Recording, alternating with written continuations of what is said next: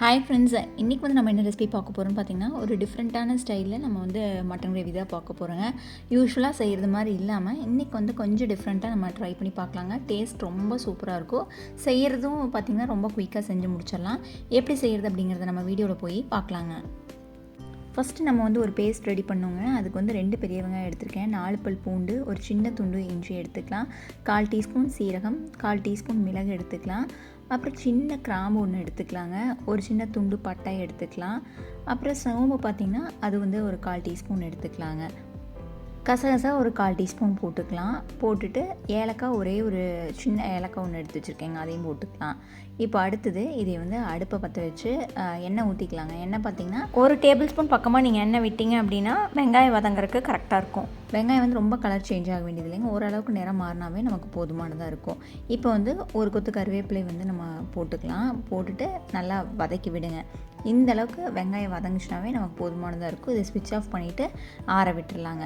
இப்போது குக்கரை வந்து அடுப்பில் வச்சுக்கலாம். ஒரு 2 டேபிள் ஸ்பூன் வந்து எண்ணெய் விட்டுக்கலாங்க.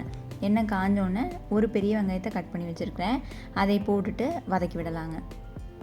ஃப்ளேவருக்காக ஒரு பச்சை மிளகாயை நம்ம கட் பண்ணி சேர்த்திக்கலாம். வெங்காயம் வந்து இந்தளவுக்கு பார்த்திங்கன்னா நமக்கு போதுமானதாக இருக்குங்க.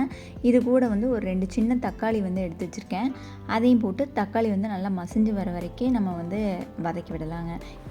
நம்ம பேஸ்ட்டும் அரைச்சி ரெடியாக இருக்குங்க. இப்போ தக்காளியும் நல்லா வதங்கி வந்துருச்சு. இப்போ நம்ம அரைச்ச பேஸ்ட் வந்து உள்ளே ஊற்றிக்கலாங்க. இது வந்து தண்ணி வந்து அட்ஜஸ்ட் பண்ணி ஊற்றிக்கலாம். மிக்சியில் வந்து கொஞ்சம் கொஞ்சம் இருக்கும் இல்லைங்களா, அதை கலக்கி விட்டு அந்த தண்ணியை ஊற்றுனீங்கனாவே உங்களுக்கு போதுமானதாக இருக்கும். பச்சை வாசலாம் பெருசாக இருக்காதுங்க. ஏற்கனவே நம்ம வதக்கி அரைச்சிருக்கிறதுனால இது கொதி வந்தோடனே நம்ம வந்து மசாலா பவுடர்ஸ் எல்லாத்தையும் நம்ம வந்து சேர்த்திக்கலாம். இப்போ பார்த்திங்கன்னா கொதி வர ஆரம்பிச்சிருச்சு. மஞ்சள்தூள் கொஞ்சங்க, வரமிளகாத்தூள் பார்த்திங்கன்னா 1 டீஸ்பூன் போடுறேன், மல்லித்தூள் வந்து ஒரு 1/2 டீஸ்பூன் போட்டுக்கலாங்க. நல்லா மிக்ஸ் பண்ணி விட்டுருங்க. இது வந்து நல்லா கொதித்து நமக்கு அந்த பொடியுடைய பச்சை வாசம் போய் வரணுங்க. அதுக்கப்புறம் நம்ம மட்டன் வந்து நம்ம சேர்த்திக்கலாம். ரொம்ப டிஃப்ரெண்ட்டான கிரேவிங்க. டேஸ்ட் பார்த்திங்கன்னா ரொம்ப சூப்பராக இருக்கும். குயிக்காக செஞ்சு முடிச்சிடலாம். மட்டன் பார்த்திங்கன்னா நான் 400 கிராம் அளவுக்கு எடுத்திருக்கேன். தாராளமாக 3 பேர்லேருந்து 4 பேர் வரைக்கும் சாப்பிட்லாங்க. மட்டன் வந்து நல்லா இந்த கிரேவியோடு போட்டு மிக்ஸ் பண்ணி விட்டுருங்க. ஒரு நிமிஷம் 2 நிமிஷத்துக்கு இந்த கிரேவியோடைய மட்டன் கோட்டாகி வதங்கிட்டு இருக்கட்டும். அதுக்கப்புறமா நம்ம தண்ணி ஊற்றணும் அப்படின்னா டேஸ்ட் வந்து நமக்கு சூப்பராக கிடைக்குங்க.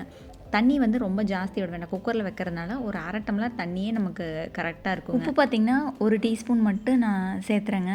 சேர்த்திட்டு நல்லா கலந்து விட்டுட்டு குக்கர் லிட்டு வந்து நம்ம வந்து க்ளோஸ் பண்ணிக்கலாம். மட்டனுடைய தன்மையை பொறுத்து நம்ம விசில் வந்து வச்சுக்கலாம். நான் வந்து ஒரு 6 விசில் வந்து விட்டேங்க.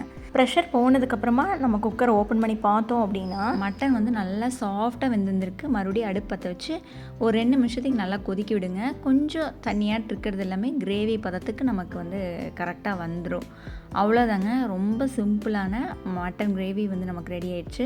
ஃபைனலாக மல்லி இலை தூவி நம்ம இறக்கிடலாம்.